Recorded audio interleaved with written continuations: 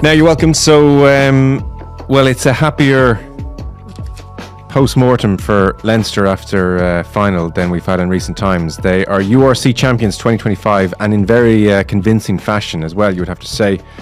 And if you'd park the European failure this season, it is worth stating they have won the URC title in emphatic fashion. The often forgotten and glossed over regular season. They played 18 games, 16 wins, just 2 losses, and then on Saturday at Croke Park in front of 46,000, they beat the Bulls by 25 points. Thank you very much. Final scoreline of 32-7. So really was an emphatic way to close out the season. As ever, our rugby coverage is with thanks to Energia. They sponsor rugby in Ireland at all levels. At Grassroots with the AIL, they are official energy partner to Leinster, Connacht and the Irish men's and women's teams. And their Rugby for All initiative as well welcomes everyone of all abilities to participate in the game. To learn more about Energia's exclusive home energy offer for rugby fans, you can visit energia.ie/rugby.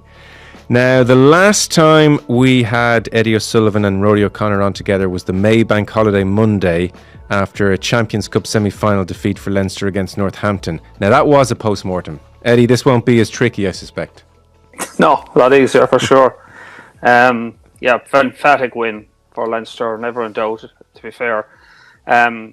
It was great for the Leinster supporters because I think once they scored the third try in the 23rd minute, the game was effectively over and the Leinster fans could relax and get into a celebratory mood.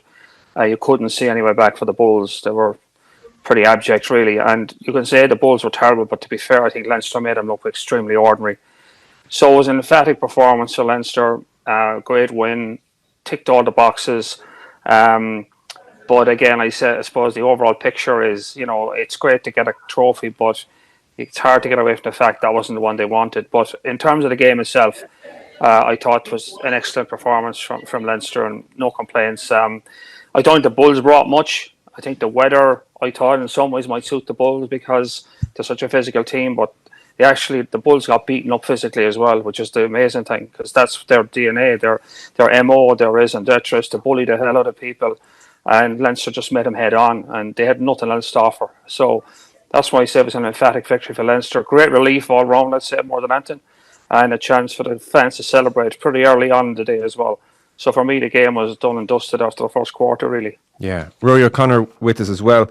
Rory, if you hear hustle and bustle behind him, is at UCD because the Lions are having a press conference today. Johnny Sexton in particular is going to be interesting.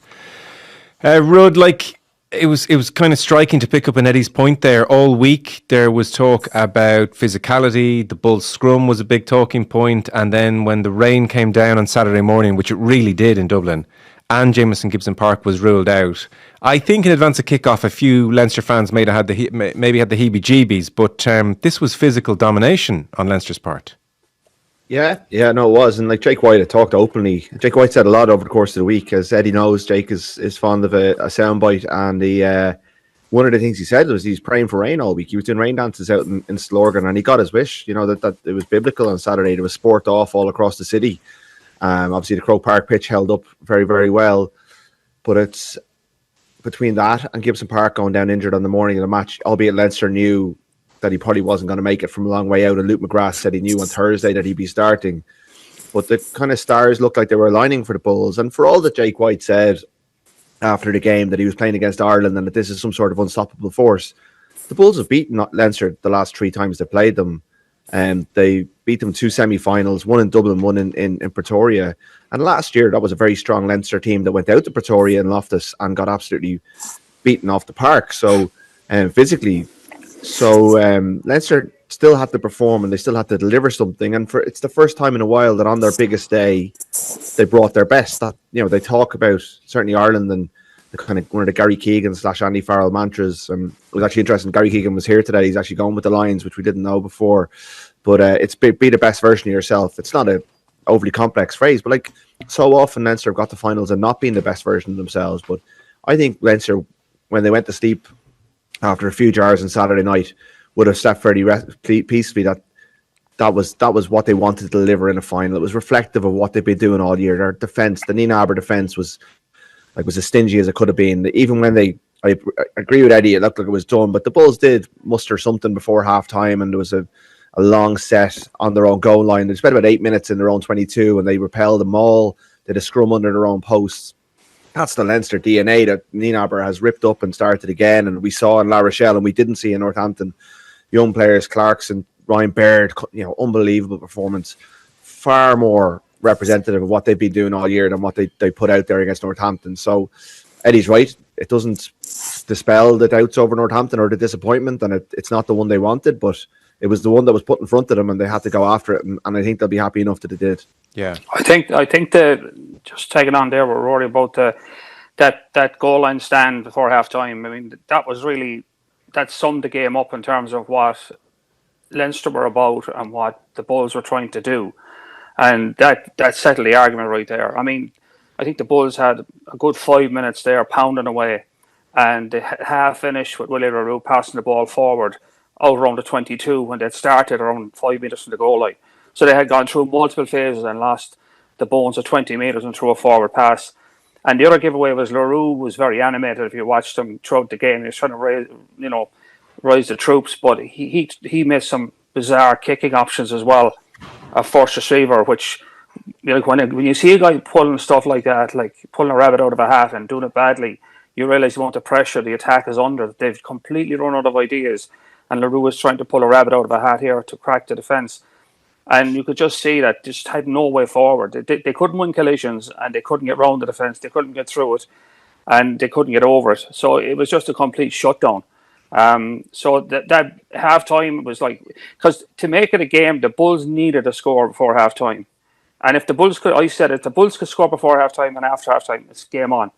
But they didn't either. I mean, Prendergast, they got the penalty from the scrum at the start of the second half. Prendergast kicked it through, and that was now a 4-score game. So but I think for me, it's interesting to watch the dynamics in terms of the mental dynamics of the game. This was a game that Leinster were under pressure. There was no way they could lose it. We said that the last podcast after, is they have to win the URC. And they've done it, so credit where credit is due. But one of the greatest motivators in sport or in any life is fear. And you can see the fear factor around Leinster in the last few games. Like, there was no options left. They just had to get it done. And that feeds into their defence, that crazy line speed and fellas hitting like there's no tomorrow. It's very hard to play against that. And Leinster brought that fear factor and at the same time control, because the fear factor is double-edged, like if you start making mistakes. But you could see that urgency, that fear of failure was there for them. And when they're like that, and you see that caliber of the players that are bringing that to the table, they're practically unbeatable. Like, there is for all we say about Jake White, there is a scintilla of truth in what he's saying. When Leinster play like that, with that sort of talent, as a club team, they're practically unbeatable. So there was a scintilla of truth to what he said, although it wasn't a great excuse for him, because the Bulls should have known there was something like that coming and didn't bring that into the party. Yeah. To let people know White's comments post-game, and I would agree with Eddie, I think there's a degree of self-preservation here, but he certainly pitched this as everything Leinster aspiring to coming to fruition. So he said, you have to understand, this is not a normal rugby team. I made a note in my book, they're 19-0 up and they bring in RG Snyman. It's just a different league altogether. That's why Leinster supporters are probably so disappointed, because they were waiting for that performance the whole year, and we just happened to get the 40 minutes that they had been waiting for the whole year. I say again to all the Irish, I don't think they give credit to Leinster. They're well coached, they're fantastic guys. Make no bones about it, they've gone up another level. That was test rugby. It's like everything is in fast forward. So he was on full charm offensive and a touch of self-preservation post-match. Just to pick up on that defensive point, Rudd, that Eddie was making, even that salvo before half-time where they went through phase after phase after phase, like, it is striking. Bulls, bearing in mind complete domination on the scoreboard, Bulls 106 carries to Leinster's 90. Like, I was a little bit disappointed with the Bulls in attack, not to take away from Leinster's defence, because even in that period, it was just a one-off runner. Like, there weren't men around the ball, there weren't options. It was one-off runner again and again and again. At no point did cross kicks bear any fruit. Like, they were out of ideas quickly in this game. That's the Bulls, isn't it? Like, they are the quintessential South African rugby team, and they, Jake has a way of doing things, and against 99% of the teams in the URC, it's going to work because they have significant power advantages, and they were missing 2 Springbok back rows and a Springbok prop Now Leinster were down bodies as well, but the Bulls' depth wouldn't be as strong as Leinster's. And by standing up to that and by dominating, certainly doing more than break even at the scrum, by dominating the contact zone and then piling into rucks and making the ball really, really dirty, by knocking them back on their backsides repeatedly, by going after them in the air, Ryan Baird winning a steal, it meant that when they got set, that's all they had to offer. And even like one of the frustrating things will be they have very good players in the back three, like Kanan Moody is one of the most talented young players in the world, and Leroux. I accept what he said about pressure, but some of the kicks, I mean, there was one in the first half where he tried a cross kick in his own 22, not on penalty advantage. I mean, I don't know if you listened to Indo Sport last week, but every time he was mentioned, it was in like glowing terms. He was I think the Irish media did him up as like this one of the greatest players ever to play the game, and like we've seen him do incredible things over the years. He is a World Cup winning fullback. But he looked like a fella who won a lottery or won a competition to play for the Bulls in the final on Saturday. It was crazy stuff. So, yes, it's pressure, but also, you know, your most experienced player is doing crazy things. It kind of summed up the rashness. I suppose what Nienaber's defence does is it makes you desperate, and that's he looked desperate, and that's testament to Leinster. Yes, the Bulls were limited, but they build their entire game on that power, and if you take away that power, then they've got. Like, they have other strings to their bow, but even when they went to those, Leinster had answers. You know, like for Thomas Clarkson to play the way he did as a guy who can't get into their 23 on the biggest days against that Bull scrum with Joe McCarthy's support behind him, that's huge. Like, that sets him up now for the rest of his career. He will go on now, and every coach will now trust him to go out and do that in international rugby. For Leinster against a Toulouse or a La Rochelle, that's a massive moment for him. And I think the Bulls would have looked at him and gone, we can get after this kid. Yeah. The scrum was interesting as well, guys, because I don't think Party had a great game in that area. I thought the first half, the scrums are very, very inconsistent. I thought there was a couple of calls that went Leinster's way early on that could have gone the other way. And then there was a couple went the Bulls' way that could have gone Leinster's way. So when you see those scrum, and it's a wet day and the scrum is slippery, but the referee is making calls and they don't look nailed on, and they're going one way, they're going the other way. You think, oh my God, he's not sure here. He's just trying to distribute the penalties and keep everyone happy. But I thought in the second half the Bulls started to get an edge, and then suddenly Slimani comes on, and it's.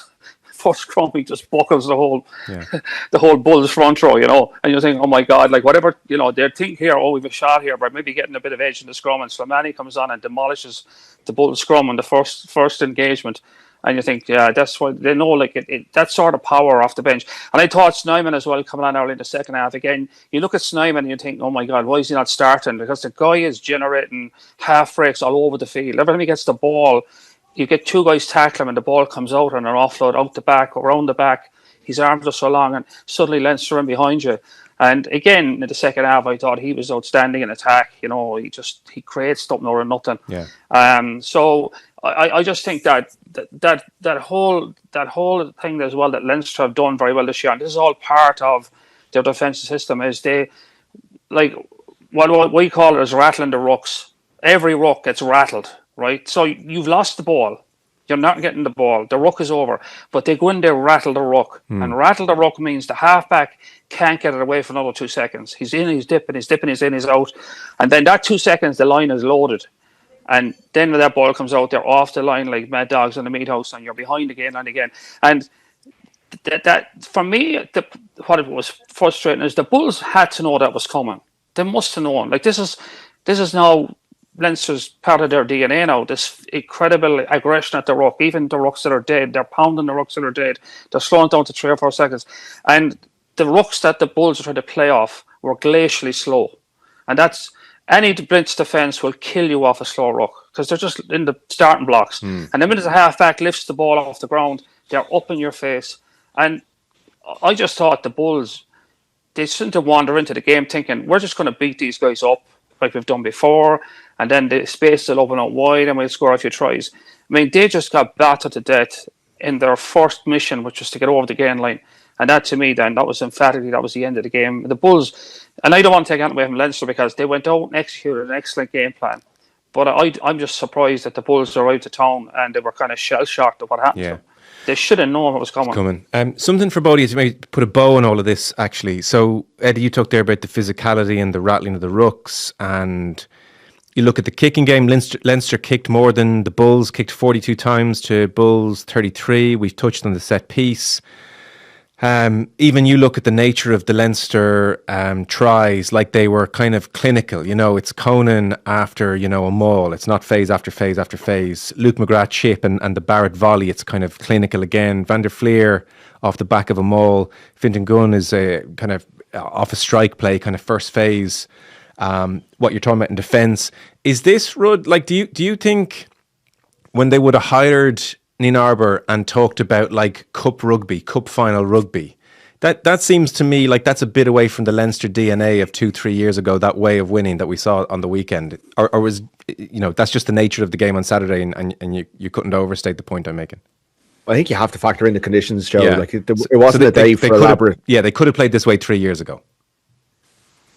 They always had it in their locker because they haven't, like, over the last 10, 12 years, the shift at Leinster from the days when Eddie was picking the Ireland team, largely with a Munster pack and a Leinster backline, the power or the dynamics of the Leinster squad is that a lot of their best players are in the front five or in certainly in the front eight. And they've always, especially in the URC, been able to beat teams up. So if they needed to go direct, if the weather's bad, you've got Andrew Porter, I know Tyke Furlong wasn't playing at the weekend, but you have three lines in your front row options. You have an all line second row. You've got lines in your back row as well. So if you need to go direct, you've got big ball carrying centres in Jordy Barrett. He runs a lovely line that Ross Byrne just used him as a decoy for that Fintan Gunn try. So I think Tyler Blindall has a nice menu of plays, but that was kind of tucked away in the back pocket on Saturday because really in those conditions it wasn't about that. And I thought their short kicking game was excellent. I thought they adapted the conditions far better than the Bulls did, even though the Bulls wanted the rain. It was the lads who grew up in the rain who looked like they were better set for it, and some of their decision making around that. That's not, you wouldn't associate Leinster necessarily with being under Joe Schmidt they were a very good kick chase team, but it wasn't what we all talked about. But their kick chase was very good. Their hungriness for the scraps, every loose ball they were first to them. Like, if the Bulls got up and won an aerial contest, it was a Leinster player who got down on the deck first, and that wasn't the case against Northampton a couple of weeks ago. And if you watch, I don't know where this clip came from, but there's a clip of Nienaber at halftime. Absolutely, like he said a couple of weeks ago, he's just a defence coach, and he's only there to keep teaching them how to tackle, and that he has no responsibility for motivating the squad. Well, if you look at this clip from halftime, he's standing in the middle of all the players are sitting around them. Cullen's there as well, and he is absolutely saying at halftime, reiterating the message: they do not score, they do not get in, this is not done. You are not to let them back into this game. I mean, I'm reading a lot from his actions, but you can see what he's saying to the squad. And like once they hired him, they were always going to go down his way of playing, and being better without the ball is part of that. So, but I think they do have the capacity to layer on some beautiful attack if the conditions are right, and they've broken teams as well. And they didn't need it on Saturday, and the weather really didn't set them up for it either. Yeah. The question though about that defence story, and it was a day for that defence anyway. So like, if you're playing a blitz defence and it's raining, you're in clover. It's exactly what you want is a wet ball, and you're coming off the line, off slow rucks particularly. The question in the long run here for Nienaber is that, like, is that blitz defence going to sustain him going forward? I mean, we've seen it get split open lots of times this year, and they expect it to get split because, as I said before, they have this term turn and burn. So if you're broken on the outside, everyone turns and heads for the corner flag, and chases the guy down. So you do get broken, but they do look vulnerable. Like they had the day that it left them down the most was against Northampton. It disintegrated for some reason, and people say, well, it wasn't Nienaber's fault. It was the players' fault. They didn't execute the defence system. True, but how did he not have the defence system so hardwired that it broke down under pressure in the most important game of the season? I think that's a fair question, and you can blame the players for not executing it. But that defence system has looked vulnerable this year to them. They have conceded big line breaks. So going forward, in better conditions on a dry day with a team that has a coach who has a way of unlocking a blitz defence, they could get caught again. I think they could get caught. And I don't know if they accept that or it's part of what they accept and they can deal with it on the day. But I mean, I think it would be foolish to say, well, it worked brilliantly on Saturday against a one-dimensional team on a rainy day. Yeah. And now all the problems are solved. I'm just throwing that out there as a reasonable question for next season. When the rubber hits the road and it's a do or die game and you're playing a really good, well buttoned up side who know what's coming defensively and they know what to expect and they get their ducks in a row and they catch you a couple of times and suddenly you're in trouble again. That's the only thing I'll ask, So next year will be the third season of the Nienaber Blitz. So next year will be the deciding factors whether it's working or not. Yeah, one or two individuals just to touch on before we go bigger picture. I think you mentioned him, but in the last 2 weeks, Ryan Baird has shown a level and an intensity and a focus which I think now we kind of want as his baseline. Absolutely, because when he's like that, he is such a good player. And look, in Ireland, we don't produce athletes like Ryan Baird very often. So when you get them, you can't let them slip through. And there's been moments in the last year or two where you wondered if that was going to happen. And he started the opening Six Nations game against England and never started another game in the Six Nations campaign. He only came off the bench against Wales when Prendergast got sick in the morning of the game. And he was very good. And often he's reacted to being dropped quite well, but you kind of want him to react before he's dropped and just dominate games in the way that he did in the last two games for Leinster. And I thought his mindset, like he's built differently a bit, Ryan Baird. He's a quirky enough character and he approaches things very differently. And I think they've struggled sometimes to tap into what he brings to the table as a character and as a personality. I think he struggled to fit in a little bit at times, but every time they've tried to move on from him, he's forced his way back in with his performances. Think back to that summer tour in South Africa last year. He was exceptional off the bench in both games. He played every minute of Leinster's European campaign in 23-24, but was taken off against Toulouse, and they missed him in extra time because he's become that Peter O'Mahony-esque figure in the line-out. He goes after, his spring is brilliant. He goes after people in the air. He's a really reliable go-to option on their own ball, but his relentless energy and his athletic capacity are just such assets to have. Like, he's herring after every kickoff. He's the first arriver at every Leinster kickoff, and he's also 6'7", 6'8" as well. So he's either able to catch it or he's smashing players as well. And I spoke to him. I did a one-on-one with him about probably 2-3 years ago, and he talked about wanting to be like Courtney Laws, Peter Steph Toy, these kind of players. I think he's got the capacity to put it all. If he puts it all together, he can get to a level similar to those players. And really, he should be here with the Lions if he was able to put that all together. But he hasn't done it consistently enough to earn that, and he hasn't earned the Ireland, the Andy Farrell trust to be here. But you watch him on Saturday, he's got something special, and it's great for Leinster and Ireland that he's putting it together. And if he's a leadership figure on that summer tour, if he's able to come back fresh after not going on a Lions tour and dominate early next season, and we're in the post-O'Mahony era now. This is an opening for him, and he should be the one who goes and gets it because he has all the tools. Yeah, Eddie, I agree with everything there that Rory said, but I would say he said the key word. Rory said to keep us consistency. Like if you're inconsistent, like when you sit down to pick an international test side, and there's a guy on the table, and you're going, if this guy shows up, yeah, he's definitely the guy we want, but we're not sure. That's the problem. You've got to bring it every week in, week out. And when he does that, there's no doubt he's going to be nailed in there. But it's all on him now. He's got to do it. And the first thing is, he's showed extraordinary talent. But I'll just finish up by saying it's consistency, and it's down to him. End of story. And he could have been on the Lions tour if he'd brought that consistency throughout the season, but he didn't come in as Andy Farrell on it. Yeah. That's where he is now. Sam Prendergast, Eddie, in this season of scrutiny and this past month of intense scrutiny, how did he do on Saturday? I thought he was very good. He managed the game well. He had a pretty much of an armchair ride, really. They weren't too ambitious either in terms of, Leinster stayed to their basics in the conditions. I think the conditions determined that. I think you tipped it right on the point there of the source of their scores. 2 mauls, a chip kick, and a starter play. You know, they didn't play touchline rugby, and I thought he did very well. He still looks dangerous at times. I think probably if I'm looking at him now and the back of the season, and I think it's been a tough year for him. Again, you know, he, like all the things, he bursts on the scene, extremely young player, incredible talent, beautiful footballer, and then all the pressure comes on him, and he starts little cracks appear at test level, and then everyone goes after him, you know, in a sense. And, you know, people are criticising him, and it's a heavy load to carry. So what I see at the moment is that he's still potentially a great player coming through. We've seen little cracks which are understandable for his age. And I think now the thing that worries me about him at the moment, and I hope he gets through this, and the summer will be a chance for him to do that, is the stuff that he did when he was younger. I'm talking about a year ago, not a long time ago. That was kind of, it's just, he didn't even think about it. He did it, and it came off, and it was beautiful to watch.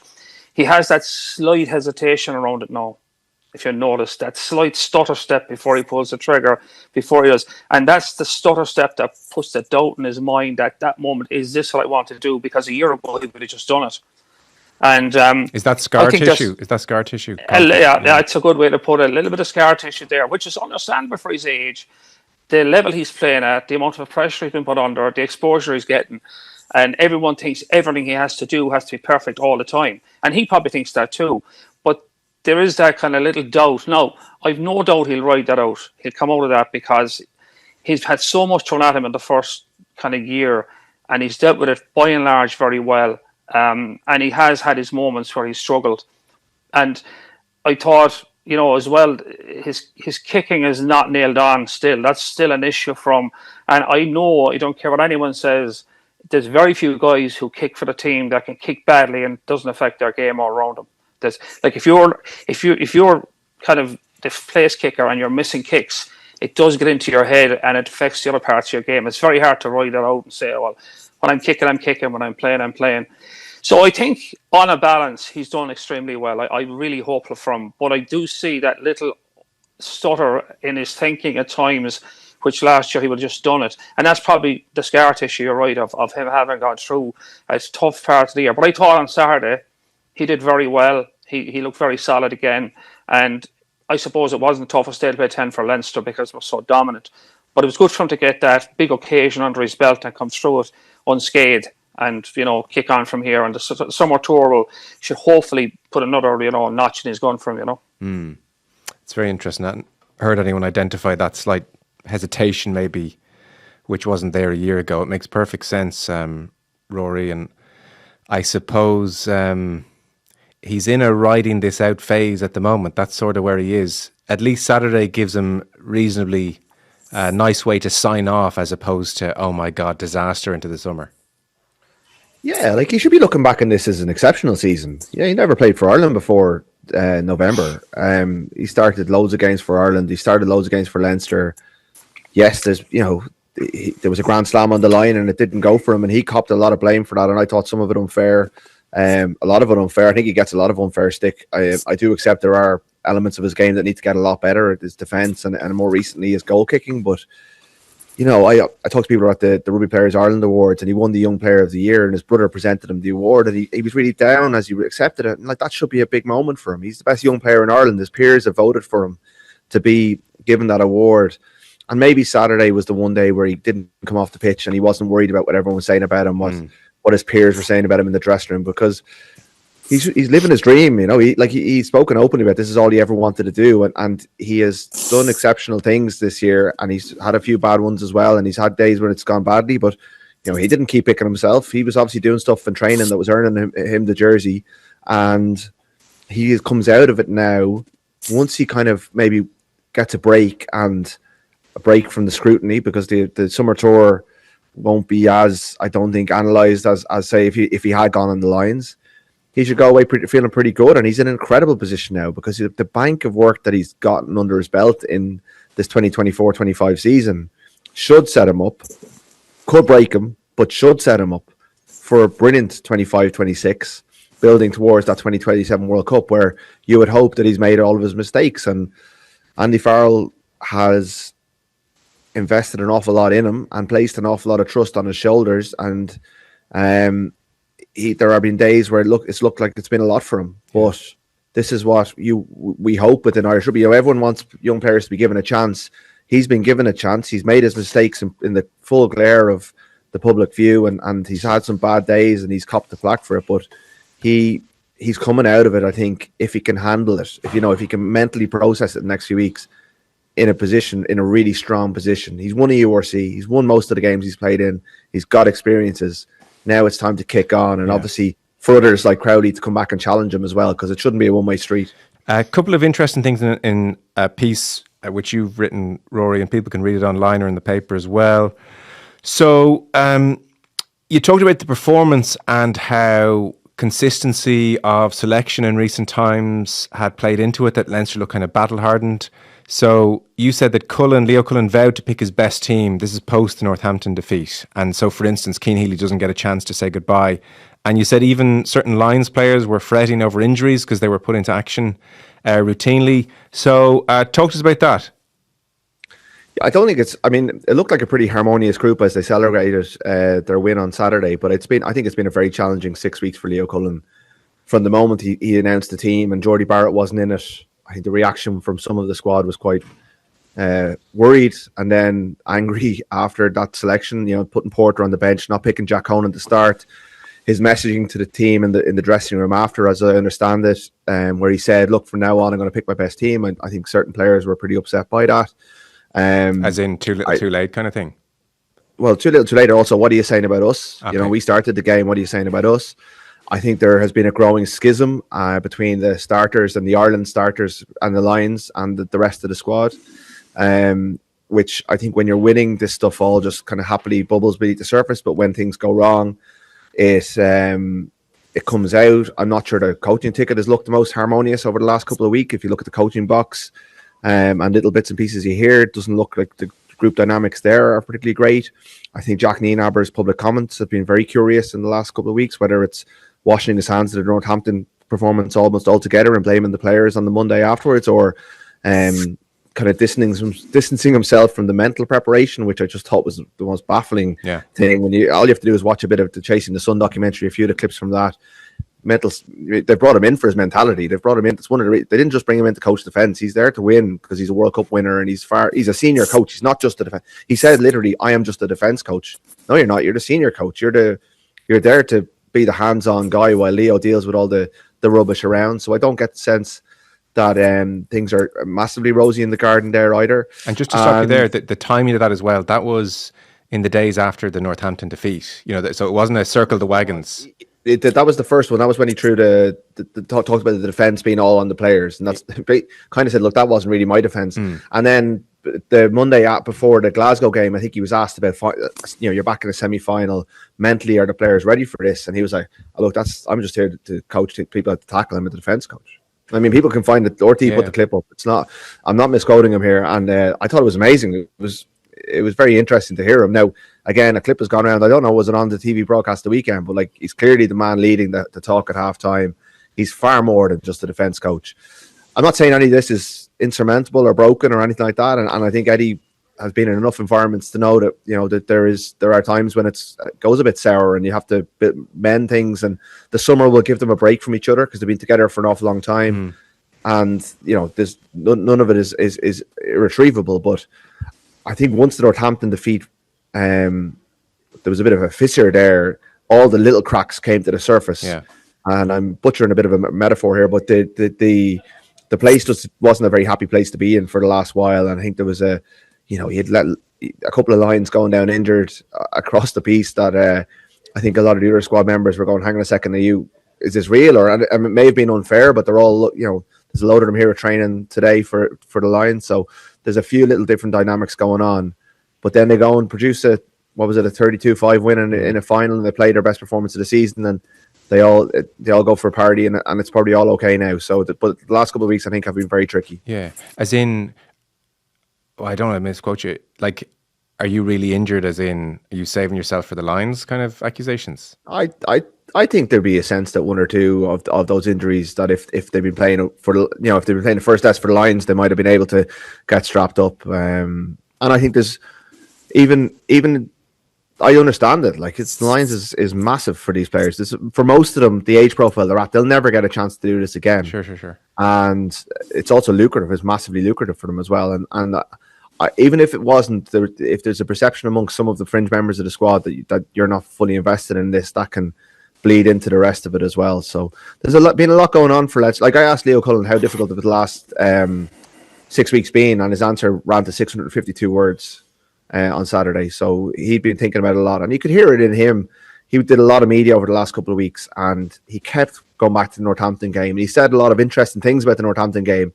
Post-match, like, they beat the Scarlets, he's gone back to Northampton. He's finally stopped doing it now, so it's been on his mind as well. I think it's been a very stressful month and a half, and understandably so, because it was such a seismic defeat. Pretty interesting, Eddie. Yeah, I would be inclined to take the Northampton game, which definitely brought all the problems to the surface. And Rory's right, when you're winning, things bubble under, but once there's a shock to the system, all the problems float up to the surface. I would split it in two and say the Northampton game was probably a watershed moment for Leinster, and it's going to be hanging in the locker room next year, no matter what you say. Like, it all starts again next year. There's no doubt about that. So the probably frustrating thing about that, and that probably created a lot of the fissures that Rory talked about, is that they beat themselves against Northampton. Didn't pick their strongest team. Defended appallingly on the day, and made some terribly poor tactical decisions at the end to give them a chance to get out of jail. So that was all self-inflicted. But I think there's an undercurrent there that runs through Leinster, and they've got away with it by and large, is that, and I see where Leo is going with this, he's got an incredibly talented squad, huge depth, and he generally keeps them all happy throughout the season by rotating them consistently. And there's always changes to Leinster, and they can make 10 changes, 5 changes, 7 changes, 8 changes. It doesn't seem to bother them in the URC, and they get through it.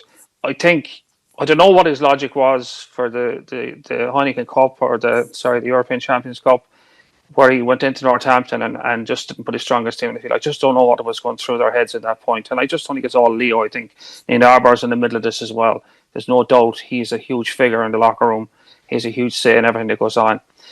But there is a problem with that constant rotating of players. And I've said this over the years, where Leinster have come up short is on the big days they've looked disjointed at times. And it's a team game, and there's no notion that you can sub guys in and sub guys out and change guys in and change guys out. You can if you're that better than the opposition, it doesn't matter. But once things tighten up, what happens is your units have to work, whether your front five, your back five, your midfield, your half backs, your back three. They're all units on the team. If you're constantly chopping and changing those, when you get in a tight spot and they haven't been playing together a lot, then the technical and tactical cracks appear. The decision making, the reads aren't the same. Whether it's the line out, whether it's the scrum, whether it's the starter plays, whether it's the rolling plays, all those are not as slick because guys aren't playing with each other every week. And there's nothing better than putting a bunch of guys together and letting them get on with it for a month and pound it through and grow together as a unit. And Leinster traditionally haven't done that over the years. They've tried to keep everybody happy. Everybody is in the situation. Everybody's together. And I think it has burned them at times. And I suppose we look at the Northampton game as a case in point. But I think this has been something that's been an issue for them over the years, because they have rotate the squad, in my view, too much to try and keep everybody happy. And I understand why he does it, but I think there's a price to be paid for that. And it comes when you're under pressure in a game and things break down a bit because guys haven't played together as much. And I think that is an issue for them. So going forward next year, from what they know now, based on the very expensive lesson against Northampton, how does Leo roll it next year? I mean, if he's said to the players after it, I'm going to pick my best team going forward every week, does that mean now every week he puts his best 15 on the field by and large in the URC and is not taking any chances? How will that play out with the rest of the squad, who guys who might not see game time for 2 months unless it's an Irish camp or someone gets injured? If you're down the food chain, how will that keep everybody happy? So that's a whole different bag of spanners next year for him to manage. Yeah. And on top of that, they're still going to be talking about winning Europe next year. Now it's a much heavier load to carry, I think. So it's be very interesting to see how this plays out next year. But it's like once next season starts, it's all going to start again. Europe's going to start again. There's no two way out. There's no way out of this.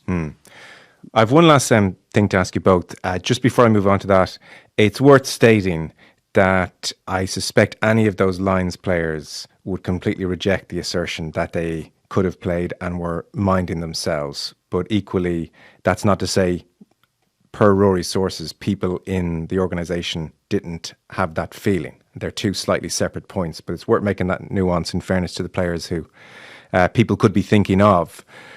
The last thing I wanted to just get your sense of is how this new attitude of Leinster's that we've seen in recent weeks suits them. By that I'm talking, for instance, Jack Conan, even on the TV on Premier Sports, when it's a very happy interview, is talking about, quite nice to silence a few critics, and very aware of what's been said in the media. So he talked about the Bulls. They came out with a lot of stuff in the media during the week about how it's Ireland versus the Bulls. So we said, right, let's not disappoint them. Dan Sheehan referenced how the scrum had been talked about all week. So we said, right, how about they deal with our scrum? Joe McCarthy the other week, everyone loves to hate Leinster. Leo Cullen, and this was a headline on I think one of the Irish Independent pieces, because he said it in the press conference, keep the abuse coming, we don't mind, we've thick skins. Eddie, that's a good old shift from we don't pay attention to outside voices, banalities. They've opened the doors, this new mean, lean Leinster attitude, this kind of venom. Does it suit them? Is that something you can embrace in the medium to long term across a season, or was it just like a nice short, sharp way of doing things for these few weeks? What do you think? How does this suit Leinster? Well, I think there's no doubt the notion that we don't listen to anybody is never true anyway. They are very aware, especially in the modern world with social media, television, radio coverage. Like it's pretty relentless for them, and they live in that rugby bubble. That's their day is all about that. So they don't listen. Now it's how they react to it is, by and large, up to now they've kept their counsel. But I do think the pain they went through after Northampton and the hammering they took from all quarters of how badly they got it wrong on the day, they've taken off the mask and said, yeah, well, we do know what's been said, but we're going to react to that. So what they're taking now is a siege mentality. It is a siege mentality. It's them against us, no question about it. And it has worked at the moment for them. It has worked for the moment for them. Now, can you carry that mantle for another year or 2 years, or whatever it takes? It's a difficult one, because now there's always that edge to everything that you talk about. There's an edge in every press conference. There's an every post-match. And when they win, there's a danger that they can be seen to be gloating. They're proving their point. And if they lose, there's a danger that people go after them harder than they might have. It's a tough line to walk, the siege mentality thing. And it's an easy thing to keep going on the inside if everybody is on the same page. We're all in this together and everyone's against us and we're going to fight and we're going to prove them wrong. And maybe next year, if Leo's management style has changed, he's only picking his best team and there's going to be guys who are not going to get any game time or they're not going to get any bench time. And those guys get a little sour now. They're sitting around a lot. They're doing a lot of training but no playing. So it's a very hard line to walk going forward, but it's kind of funny. It's very hard to step back from it now. But where do you go? How do you say, well, it's actually all the stuff we said after Northampton before the URC, and after the URC it was just us venting. We're really a nice bunch of guys at the back of it.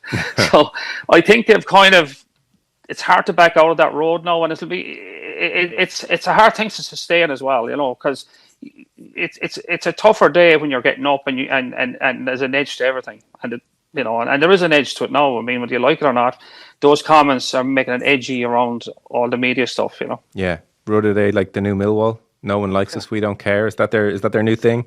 They're the new spring. It's more Springbok, isn't it? Like, I mean, Razi Erasmus playing off the ball in team meetings to kind of get an edge. He's that these are the buttons that Nienaber and Erasmus have been pushing for years, and like it's great. I think it's great that the Leinster players are coming out and saying that. Like, it's I like Conan's line about, they wanted to see they're playing against Ireland, we'll show them. That should be the approach every week. I mean, obviously you can't get up for it every week like that, but if that gets that kind of performance out of them, go for it. I do think it's right. It's unsustainable. You can't do that every week across the season, especially when you're beating everyone by 50 points in the pool stages and every podcast is singing your praises along the line. You can't be saying people are writing you off. Everyone will tip Leinster to win the European Cup next year.